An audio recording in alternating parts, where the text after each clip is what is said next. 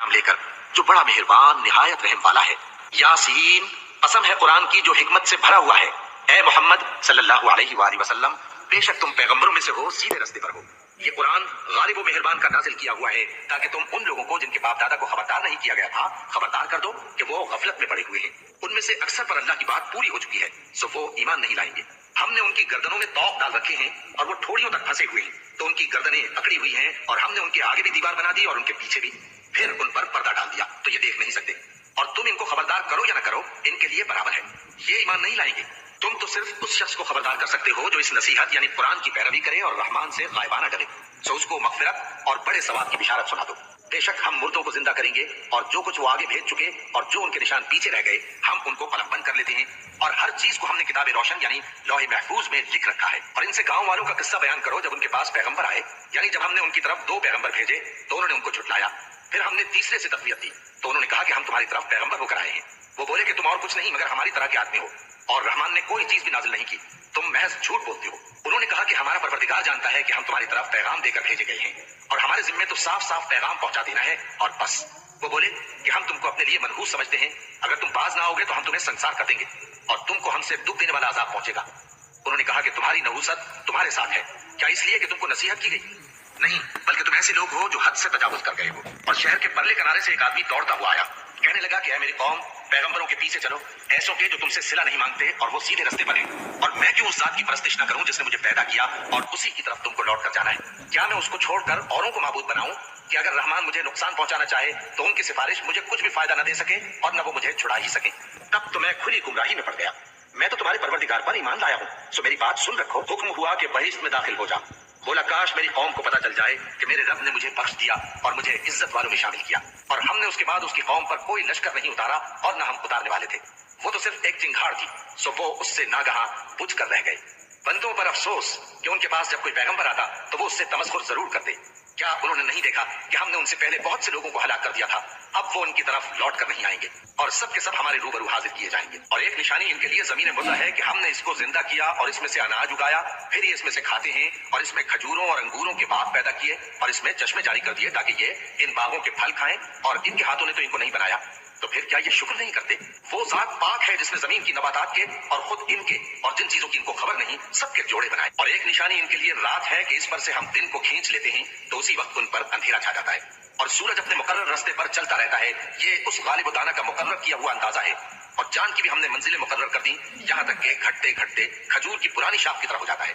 न तो सूरज ही से ये हो सकता है कि चांद को जा पकड़े और न रात ही दिन से पहले आ सकती है, और सब अपने अपने मदार में तैर रहे हैं। और एक निशानी इनके लिए ये है कि हमने इनकी औलाद को भरी हुई कश्ती में सवार किया और इनके लिए वैसी ही और चीजें पैदा की जिन पर ये सवार होते हैं, और अगर हम चाहें तो इनको गर्क कर दें, फिर न तो इनका कोई फरियाद रस हो और न इनको रिहाई मिले, मगर ये हमारी रहमत और एक मुद्दत तक के फायदे हैं। और जब इनसे कहा जाता है कि जो तुम्हारे आगे और जो तुम्हारे पीछे है उससे डरो ताकि तुम पर रहम किया जाए, और इनके पास इनके परवरदिगार की तरफ से कोई निशानी नहीं आती मगर उससे मुंह फेर लेते हैं। और जब इनसे कहा जाता है कि जो रिस्क अल्लाह ने तुमको दिया है उसमें से खर्च करो, तो काफिर मोमिनों के मुताल्लिक कहते हैं कि भला हम उन लोगों को खाना खिलाएं जिनको अगर अल्लाह चाहता तो खुद खिला देता।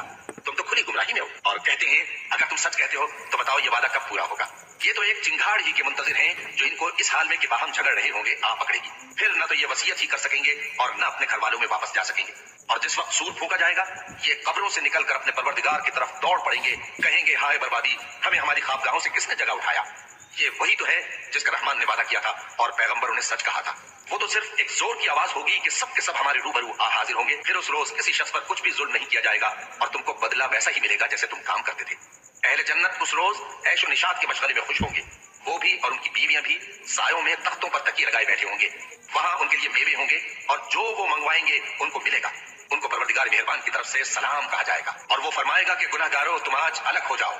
ए आदम की औलाद, क्या मैंने तुमसे कह नहीं दिया था कि शैतान को न पूजना, वो तुम्हारा खुला दुश्मन है, और ये कि मेरी ही इबादत करना यही सीधा रास्ता है, और उसने तुम में से बहुत सी खलकत को गुमराह कर दिया था, तो क्या तुम समझते नहीं थे? यही वो जहन्नम है जिसकी तुम्हें धमकी दी जाती थी। जो तुम कुफ्र करते रहे हो उसके बदले आज इसमें दाखिल हो जाओ। आज हम उनके मुंहों पर मोहर लगा देंगे और जो कुछ ये करते रहे थे इनके हाथ हमसे बयान कर देंगे और इनके पांव इसकी गवाही देंगे। और अगर हम चाहें तो इनकी आंखों को मिटाकर अंधा कर दें, फिर ये रास्ते को दौड़े तो कहां से देख सकेंगे? और अगर हम चाहें तो इनकी जगह पर इनकी सूरतें बदल दें, फिर वहां से वो न आगे जा सकें और न पीछे लौट सकें। और जिसको हम बड़ी उम्र देते हैं तो उसे तकलीफ में औंधा देते हैं, यानी उसे बचपन की कमजोरी वाली हालत की तरफ लौटा देते हैं। तो क्या ये समझते नहीं اور ہم نے ان کو یعنی اپنے پیغمبر صلی اللہ علیہ وآلہ وسلم کو شعر گوئی نہیں سکھائی اور نہ وہ ان کو شاعری ہی ہے. یہ تو محض نصیحت ہے اور صاف صاف قرآن ہے تاکہ اس شخص کو جو زندہ ہو خبردار کرے اور کافروں پر بات پوری ہو جائے. کیا انہوں نے نہیں دیکھا کہ جو چیزیں ہم نے اپنے ہاتھوں سے بنائی ان میں سے ہم نے ان کے لیے مویشی پیدا کر دیے اور یہ ان کے مالک ہیں اور ان کو ان کے قابو میں کر دیا تو کوئی تو ان میں سے ان کی سواری ہے اور کسی کو یہ کھا دیں اور ان میں ان کے لیے اور فائدے اور پینے کی چیزیں ہیں تو کیا یہ شکر نہیں؟ اور انہوں نے اللہ کے سوا اور معبود بنا لیے ہیں کہ شاید ان سے ان کو مدد پہنچے مگر وہ ان کی مدد کی ہرگز طاقت نہیں رکھتے اور وہ ان کی فوج بنا کر حاضر کیے جائیں گے تو ان کی باتیں تمہیں غمناک نہ کر دیں. یہ جو کچھ چھپاتے اور جو کچھ ظاہر کرتے ہیں ہمیں سب معلوم ہے. کیا انسان نے نہیں دیکھا کہ ہم نے اس کو نطفے سے پیدا کیا پھر وہ تڑاپ پڑاپ جھگڑنے لگا اور ہمارے بارے میں مثالیں بیان کرنے لگا اور اپنی پیدائش کو بھول گیا.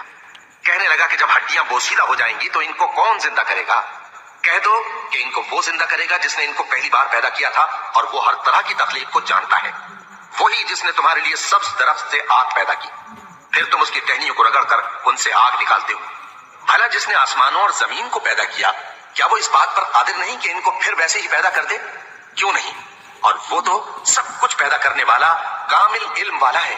اس کی شان یہ ہے کہ جب وہ کسی چیز کا ارادہ کرتا ہے تو اس سے فرما دیتا ہے کہ ہو جا تو وہ ہو جاتی ہے.